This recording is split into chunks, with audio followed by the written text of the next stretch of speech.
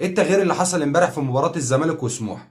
تابع معايا. بداية اللقاء من التشكيل، فيريرا رجع لخطته التقليدية اللي هي 3-4-3. ليه؟ عشان هو اثبت لنا والناس كلها قالت ان كواليتي بتاع لعيبة نادي الزمالك مش عارفين يلعبوا باربعة ورا في الدفاع. طب انسب طريقة ايه؟ فيريرا رجع لطريقته القديمة اللي هي 3-4-3 بالعقل. بس 3-4-3 مع تغييرات بسيطة اللي هو ايه؟ العيب اللي كنا على طول بنشتكي منه اللي هو السيسي ودونجا، الاتنين شبه بعض، الاتنين ما ينفعوش يلعبوا جنب بعض في الملعب. انت عايز لعيب ينقل الهجمة من ورا لقدام ويكون في سنة المهارة، البصة الحلوة، التوزيعة الصح. طب مين اللي سد الفراغ ده؟ سيف فاروق جعفر. رجع تاني فيريرا يعتمد على الناشئين اللي هم اسباب فوز الزمالك السنة اللي فاتت بالدوري، سواء محمد طارق، سواء كان حسام عبد المجيد كده كده اساسي، سواء برضك سيد نيمار بقى يعتمد عليه خلاص اساسي، سواء الفاكهة شيكابالا القائد في الملعب اللي كان بيلم الفرقة. كان اكتر واحد امبارح بيتحرك في مباراة الزمالك كان شيكابالا، كان بيتحرك كتير قوي ما بين الخطوط، وده اللي كان لعيبة نادي الزمالك بتفتقده المباريات اللي فاتت. اللعيبة كلها كانت بتبقى واقفة في الملعب. شيكابالا امبارح شويه تلاقيه يمين، شويه تلاقيه شمال، شويه تلاقيه بيتحرك ما بين الخطوط. سيف فاروق جعفر واكتر واحد في قائمه نادي الزمالك يحل مكان امام عاشور، هو اكتر واحد ينفع يلعب جنب دونجا او جنب السيسي. هو ده اللاعب اللي هيقدر ينقل لك الهجمه. بس في شويه حاجات سيف فاروق جعفر محتاجها. محتاج اللياقه البدنيه بتاعته شويه تعلى عشان الزمالك يقدر يعتمد عليه الفترة الجاية.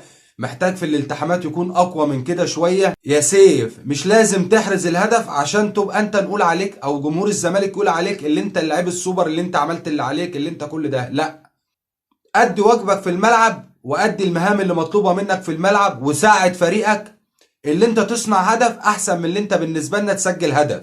ودي نصيحة لسيف فاروق جعفر عشان الايام الجاية دي. يا سيف لو انت اهتميت باللي احنا بنقول عليه ده، سيف هيوصل لحتة تانية.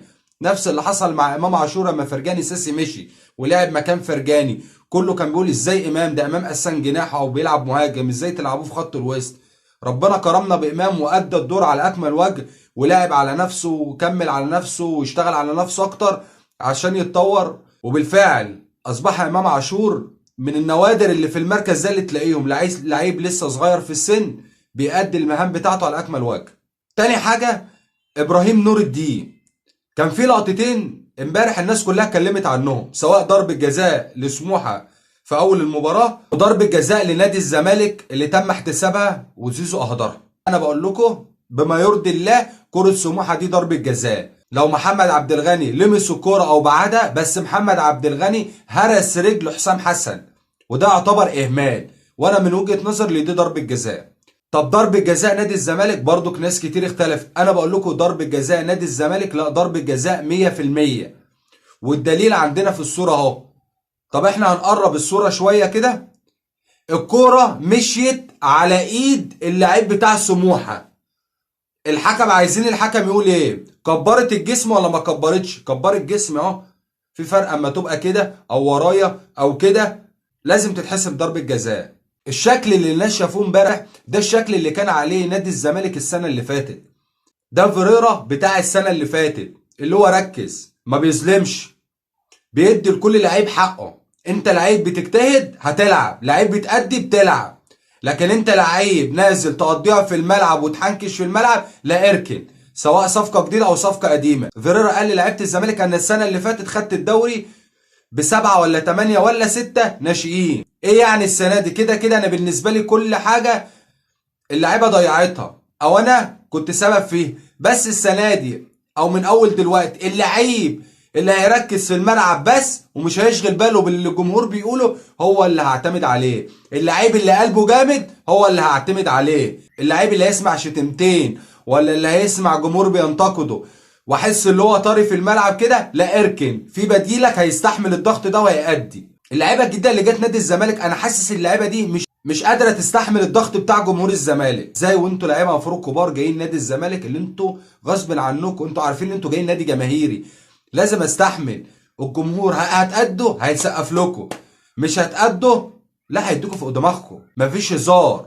خلاص احنا بنلم اللي نقدر نلمه من الموسم. طب ايه بقى النقيض اللي حصل في الشوط الثاني. الشوط الثاني نادي الزمالك ناس كتير قالت اللي سموحه سيطرت على الملعب.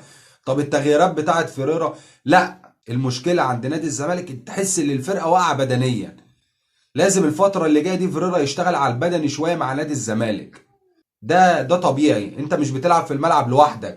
كجمهور نادي الزمالك هنقول ايه؟ هنقول اللي ان شاء الله تكون دي بدايه خير، نقول ان شاء الله اللي دي بدايه تصحيح المسار، وان شاء الله لعيبه نادي الزمالك يمكن يكونوا حسوا على نفسهم شويه من اللي حصل مع جمهور الزمالك الفتره اللي فاتت، وهيقرصوا في الملعب من الاخر كده، يعني بلغه الشارع عندنا او بلغه العامه، هيشمروا وهيقرصوا على نفسهم في الملعب شويه. امبارح كابتن امير مرتضى منصور طلع علينا امبارح بشويه تصريحات. اول تصريح قال لكل القضايا اللي الزمالك داخلها او المنازعات اللي الزمالك داخلها الزمالك فاز بيها. ده حصل ماشي، ومن اهمهم طبعا ملف كهرباء. قال لك الناس بتقول على اللعيبه الجديده اللي هي دون المستوى.